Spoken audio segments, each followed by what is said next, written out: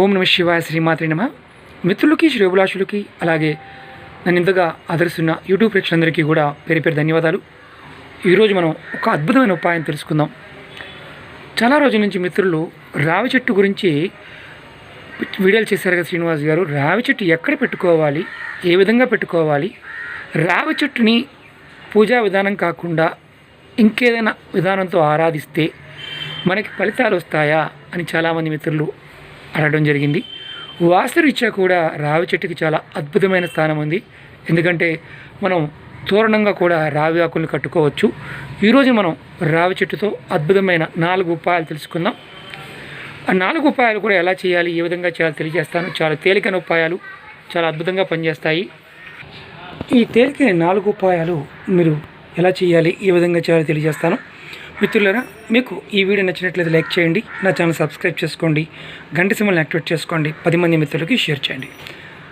మొదటి ఉపాయం, మీరు ఎవరైనా సరే ఎన్ని పూజలు చేసినా ఎలాంటి ఫలితాలు రాకున్నా, చాలా ఇబ్బందులు పడుతూ ఉన్నా, ఆర్థికంగా, సామాజికంగా, మానసికంగా, కుటుంబపరంగా కూడా ఏది కలిసి రావడం లేదు అనుకునేవారు ఎవరైనా సరే, ప్రతిరోజు మీరు మీ దగ్గరలో ఉన్న రావి చెట్టుకి చక్కగా నీరు తీసుకెళ్ళి పోయండి. ఒక బాటిల్ నీళ్ళు తీసుకెళ్ళి పోయండి.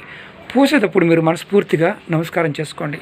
నమస్కారం చేసుకొని నా సమస్యలు తీరిపోవాలి అని ఒక 41 రోజులు కంటిన్యూ, ఉదయం పూటైనా సాయంత్రం పూటైనా ఏదో ఒక పూట ఖచ్చితంగా నీళ్లు పోస్తూ ఉండండి.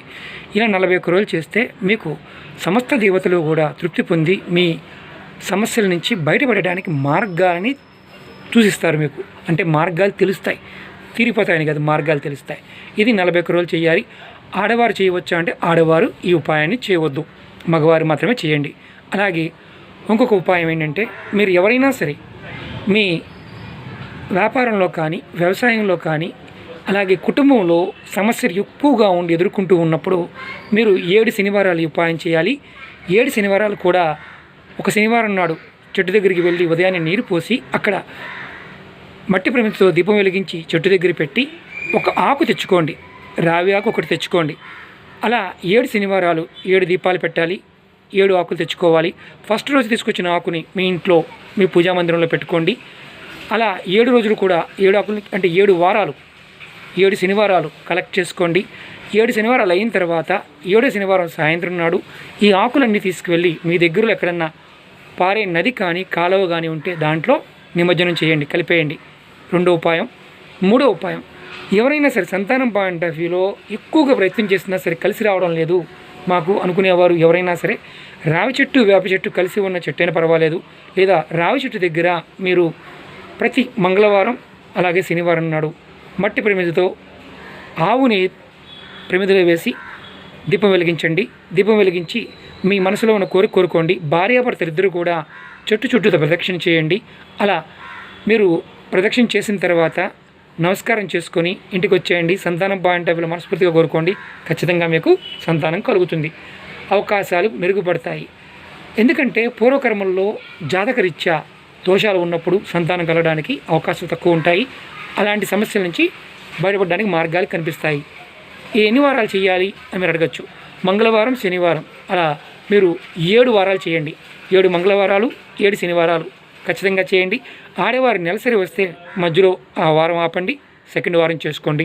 అలాగే 4వ ఉపాయం, ఎవరైనా సరే మీరు ఉద్యోగం కోసం ప్రయత్నం చేస్తున్నారు, ఉద్యోగ అన్వేషణలో ఉన్నారు, ఉద్యోగం రావడం లేదు, చాలా ఇబ్బంది పడుతున్నారు. మీరు ఏం చేస్తారంటే ఈ రావి ఆకుల్ని, ఇలా ఉన్న రావి ఆకుల్ని మంగళవారం నాడు సంగ్రహించండి. ఒక 7 ఆకుల్ని సంగ్రహించండి.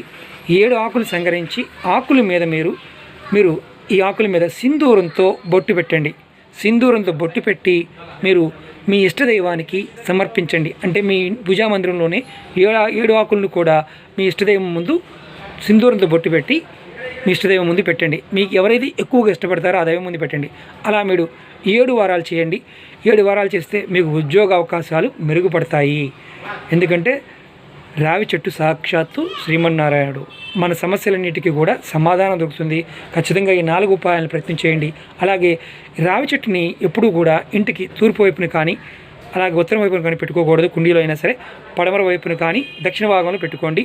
మీరు ఈ చెట్టుని బాన్సాయిగా పెంచుకోవడం ప్రయత్నం చేయండి. ఎందుకంటే నేలలో పెడితే చాలా మహావృక్షం అయిపోతుంది కాబట్టి మీరు బాన్సాయిగా పెంచుకోవడం ప్రయత్నం చేయండి. ఎక్కడైనా సరే రావి చెట్టు కనిపించినప్పుడు, సమస్యలతో ఉన్నప్పుడు ప్రదక్షిణ చేసి 3 ప్రదక్షిణ చేసి నమస్కారం చేసుకోండి, సమస్య నుంచి బయటపడతారు. ఓకే మిత్రులారా, మీకు ఈ వీడియో నచ్చిన లైక్ చేయండి, నా ఛానల్ సబ్స్క్రైబ్ చేసుకోండి, అలాగే గంట సింబల్ యాక్టివేట్ చేసుకోండి, 10 మంది మిత్రులకు షేర్ చేయండి. అలాగే గుర్తుంచుకోండి, రావి చెట్టుని చాలామందికి అపోహలు ఉన్నాయి. సాయంత్రం పూట అంటే చీకట్లో మాత్రం ఎప్పుడు ఆకులు కోయమాకండి, డే టైంలో కోసుకోవచ్చు. అలాగే చెప్పిన విధంగా చేసుకోండి, సబ్స్టిట్యూట్గా ఎప్పుడు ఆలోచించమాకండి.